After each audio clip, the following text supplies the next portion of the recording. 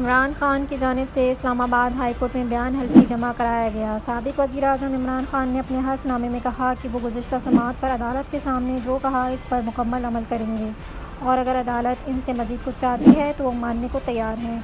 PTI chairman ने कहा कि समाअत के दौरान एहसास हुआ कि शायद 20 अगस्त की तकरीर में रेड लाइन क्रॉस की गई है।